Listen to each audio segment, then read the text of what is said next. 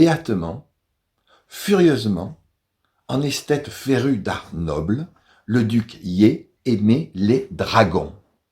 Ses vêtements, de dos, de face, brodés de dragons bleus et verts.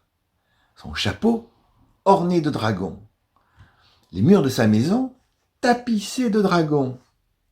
Sur les piliers étaient gravés 1000 dragons entrelacés, griffes dehors, gueules béantes, crachant le feu par les naseaux, partout des tapis au plafond, volants ou rampants, des dragons.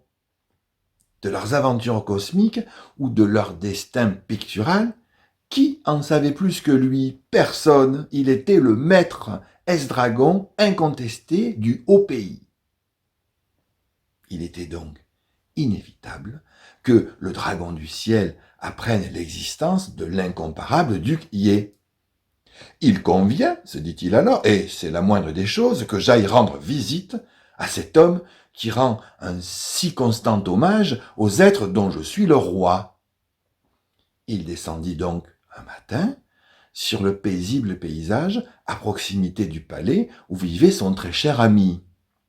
La hauteur de ce dragon, 3 étages au moins. Sa magnificence, céleste. Sa queue traînait encore au champ quand le bout de son museau rouge cogna à la porte d'entrée. Le duc Yi s'en vint sur le seuil, ouvrit grand les yeux et la bouche, s'empoigna la tête à 2 mains comme s'il voulait se l'enlever, et prit la fuite entre les pattes de son prodigieux visiteur, tout en braillant « À l'aide, au secours, un dragon chez moi, je l'ai vu, c'est épouvantable, à moi, mes soldats, mes canons !» Et tandis que ces hurlements se perdaient au loin dans la brume, le dragon du ciel murmura, l'œil immensément étonné, « Et quoi? Il n'aime pas les dragons ?» Vous avez aimé cette histoire? Elle vous a interpellé?